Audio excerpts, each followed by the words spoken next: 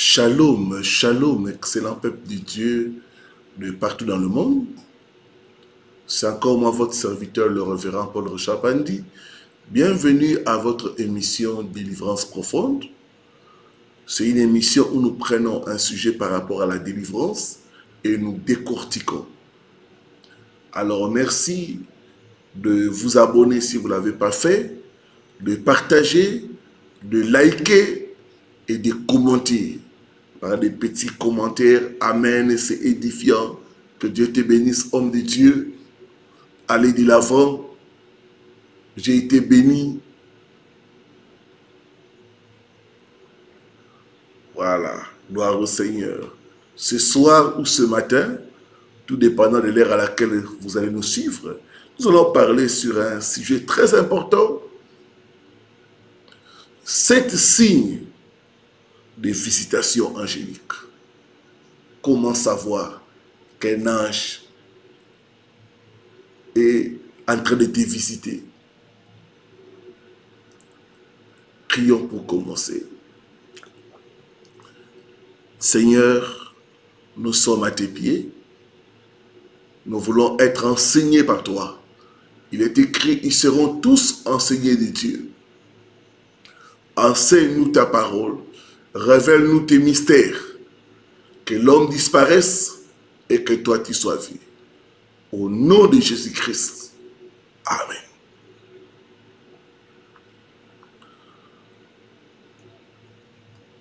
Voilà. J'aimerais dire un grand merci à tous les partenaires.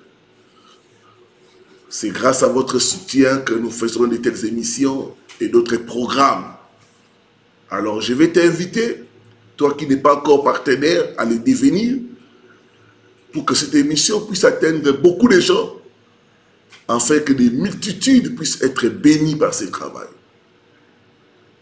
Quand vous le faites, vous contribuez à l'œuvre d'évangélisation. Alors, si tu veux devenir partenaire, il y a un numéro au bas de votre écran ou en dessous de la description de la vidéo. Écrivez-moi à ce numéro et je vous dirai comment devenir partenaire de ce ministère. Voilà, gloire au Seigneur. 7 signes de visitation angélique. Hébreux chapitre 1, le verset 14.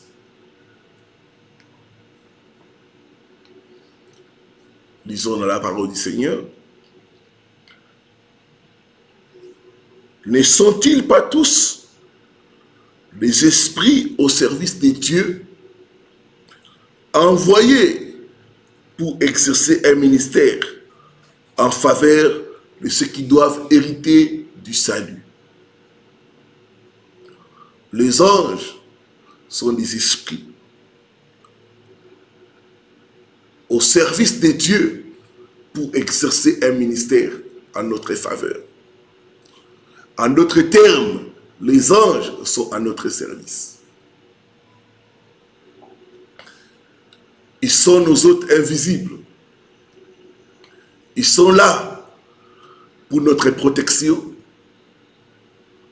Ils sont là pour notre prospérité.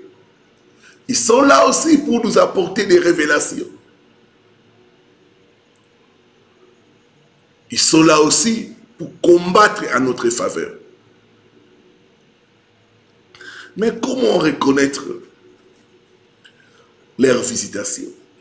Quels sont les signes qui montrent qu'un ange ou les anges sont entrés dans ton environnement?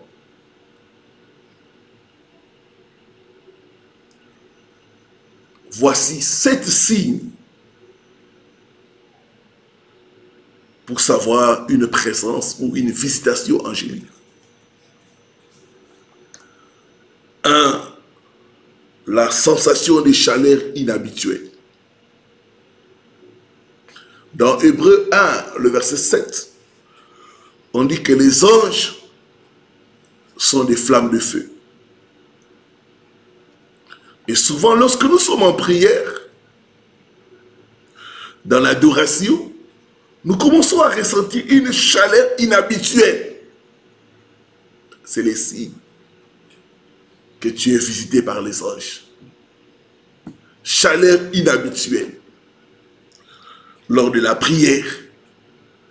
Chaleur inhabituelle lorsque nous sommes en communion avec Dieu. Même des fois quand nous lisons la parole de Dieu, nous sentons cette chaleur inhabituelle. Ça veut dire qu'il y a des anges qui viennent nous visiter.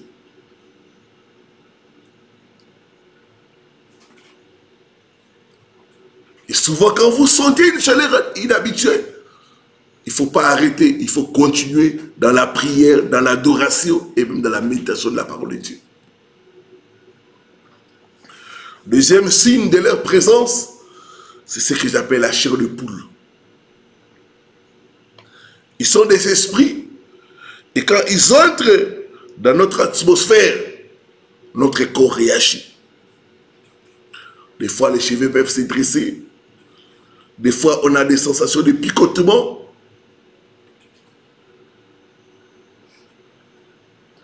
C'est la visitation angélique. Job 4, le verset 15. Job nous dit quand il a eu une visitation, comment son corps a réagi. Job 4, le verset 15.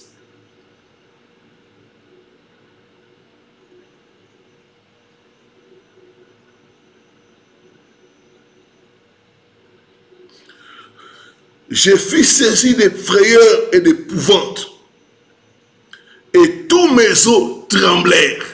C'est ça. La visitation angélique. La chair de poule. Et beaucoup de fois, on a reçu des cas des gens dans la prière. Ils ont senti la chair de poule. Comme une présence. Cette présence-là, c'est la présence angélique.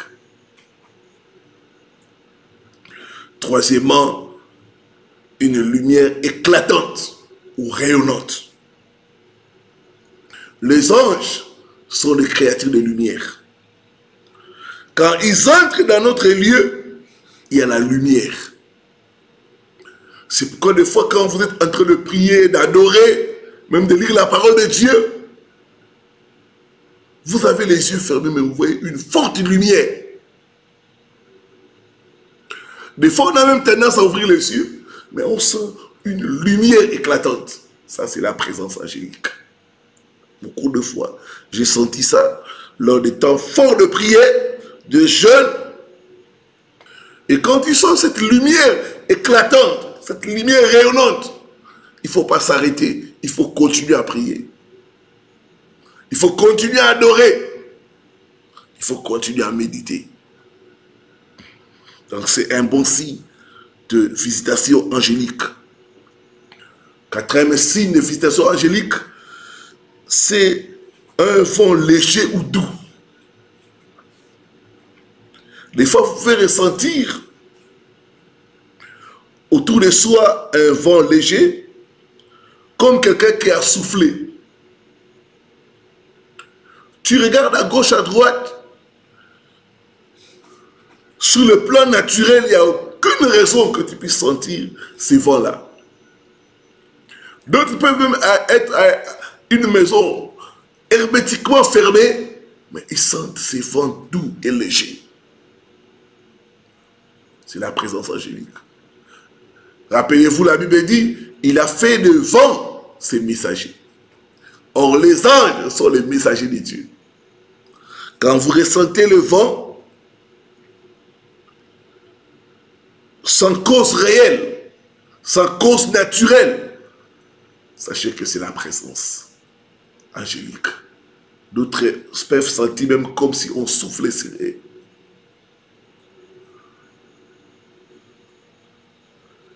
Cinquième signe, c'est la sensation de joie, de paix et d'amour.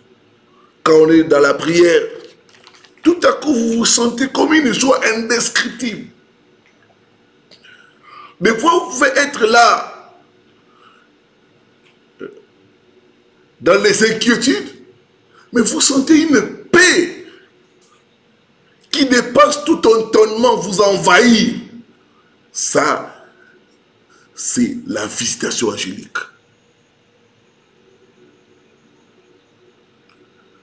Et quand vous êtes dans la prière, dans la méditation de la parole de Dieu, il faut continuer. Donc c'est un bon signe. Sixième, une force inhabituelle.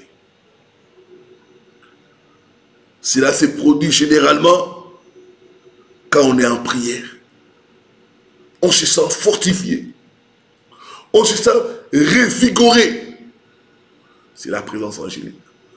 Rappelez-vous de Jésus, dans Luc 22, le verset 43, alors qu'il priait, un ange est descendu pour le fortifier. Et c'est la même chose qui s'est fait. Quand on est dans la présence de Dieu, on reçoit des fois une force inhabituelle, une force surnaturelle. C'est la présence angélique. On se sent fortifié, on se sent renouvelé, on se sent prêt à affronter de nouveaux défis. C'est la présence angélique. Et enfin, septième signe, c'est parler des langues inhabituelles. Dans 1 Corinthiens 13, l'apôtre Paul parle de la langue des anges. Ici, c'est différent du parler en langue. Des fois, tu peux prier en langue. Mais quand il y a une visitation angélique, tu te mets à parler une langue différente de ta langue de prière. Toi-même, tu peux être surpris de cette langue-là. J'ai vu des gens chanter en langue avec une mélodie vraiment indescriptible. Ça, c'est la visitation angélique.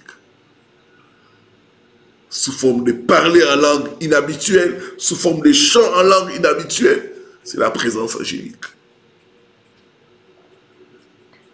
En vérité, tu es en train de communiquer avec les anges qui sont autour de toi. Ma prière est que Dieu te visite au nom de Jésus-Christ. Que Dieu puisse te visiter au nom de Jésus-Christ.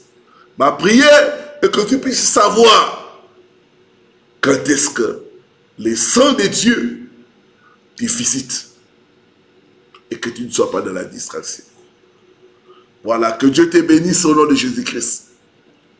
Père, merci pour la parole. Merci parce que les anges sont à notre service. Ils sont là pour nous apporter des messages. Ils sont là pour nous fortifier. Ils sont là pour nous guider. Ils sont là pour nous faire entrer dans la prospérité. Ouvre les yeux de ton peuple et aide-les à être sensibles au ministère des anges. Bénis chacun de tes enfants. Au nom de Jésus-Christ. Amen. Amen. Amen. Restez bénis. C'était votre serviteur, le révérend Paul Richard Pandi, depuis Kinshasa. Shalom, shalom, shalom.